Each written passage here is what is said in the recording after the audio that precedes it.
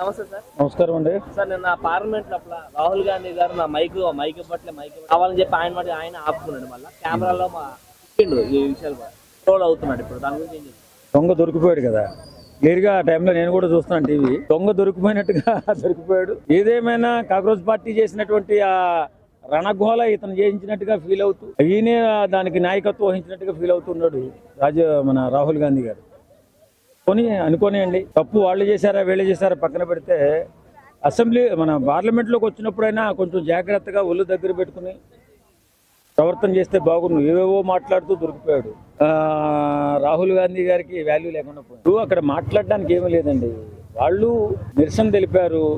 అక్కడ నిరసన కూడా అదుపు తప్పినందువల్ల లాఠీచార్జ్ జరిగింది. తర్వాత పోలీసులు చాలామంది పెద్ద పెద్ద గాయాలయ్యాయి. అలాగే యువకులు కూడా గాయాలయ్యాయి. అందులో కొంతమంది చొరబాటుదారులు ఉన్నారు, అక్రమదారులు ఉన్నారు. దేశాన్ని నాశనం చేయాలనేటటువంటి విచ్ఛిన్నకర శక్తులు కూడా అందులో ఉన్నట్టుగా తెలుస్తుంది ఇప్పుడు మనం చూస్తుంటే. ఏదేమైనా మన దేశాన్ని ఇబ్బంది పెట్టాలని, నాశనం చేయాలని కొన్ని దేశాలు పన్నిన కుట్రలో భాగంగా ఆ దేశాలు ఇస్తున్నటువంటి ప్రోత్సాహం వల్ల ఇలాంటి ఉద్యమాలు జరిగాయి. ఏదేమైనా పిల్లలకు మంచి జరిగితే అంతే, అది మంచిదే. కానీ ఈ రాహుల్ గాంధీ లాంటి వ్యక్తి దేశం మీద ప్రేమ ఉన్నట్టు నటిస్తుంటేనే కొంచెం బాధగా. ఆయనకి దేశం మీద, యువత మీద ప్రేమ ఉన్నట్టు ఏం కనిపించలే. ఆయన వచ్చి పార్లమెంట్లో మాట్లాడవలసిన విషయాలు ఏంటి? ఆయన అవి మాట్లాడకుండా మైక్ ఇవ్వలేదన్నాడు. మైక్ ఇవ్వలేదంటే ఆయన మైక్ మాట్లాడుతున్నాడు, చక్కగా వినపడుతుంది, ప్రజలంతా చూస్తున్నారు, దేశం మొత్తం చూస్తుంది, కోట్లాది మంది చూస్తున్నారు. మళ్ళీ అతనే ఆఫ్ చేసి మైక్ లేదని చెప్పారు. లాస్ట్ 5 months బ్యాక్ కూడా ఎవరు కవర్ చేయలేదు. ఏం లేదండి, ఇప్పుడు వాళ్ళకి ఫ్యూచర్ కనిపించట్ల. రాహుల్ గాంధీ గారికి ఫ్యూచర్ కనిపించట్లేదు.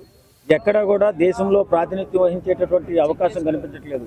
ఏదో రకంగా గందరగోళం సృష్టించాలని, గడిబిడి చేయాలని. ఇవాళ ప్రపంచ దేశాల్లో ఎక్కడికి వెళ్ళినా భారతీయుడు అంటే ఓ రకమైన గౌరవం వచ్చింది నరేంద్ర మోడీ గారి వల్ల.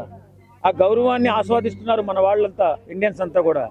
ఆ గౌరవాన్ని మొత్తం నరేంద్ర మోడీ గారికి వెళ్ళిపోయింది. ఆ పేరనే ఆలోచనతో వెళ్ళిపోయిన కాంగ్రెస్ పార్టీ ఏదో రకంగా దేశాన్ని విచ్ఛిన్నం చేసి మళ్ళీ 40-50 సంవత్సరాలు వెనక్కి తీసుకెళ్లాలని ఆలోచన చేస్తున్నట్టుగా ఉంది ఈ కాంగ్రెస్ పార్టీ కురువృత్తులు. అలాగే ఈ యువకుడు కూడా ఆలోచిస్తున్నట్టున్నాడు.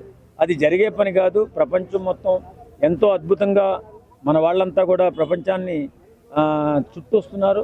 మనకున్నటువంటి గౌరవం ఈ మధ్యకాలంలో నరేంద్ర మోడీ గారి ప్రభుత్వం వచ్చిన తర్వాత ఏ రకమైన గౌరవం ఇస్తున్నారు.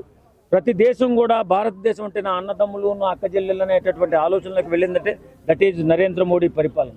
అంతే తప్ప ఈ రాహుల్ గాంధీ ఇంకొకడు చేసిన ప్రయత్నాలు కాదు, పనులు కాదు.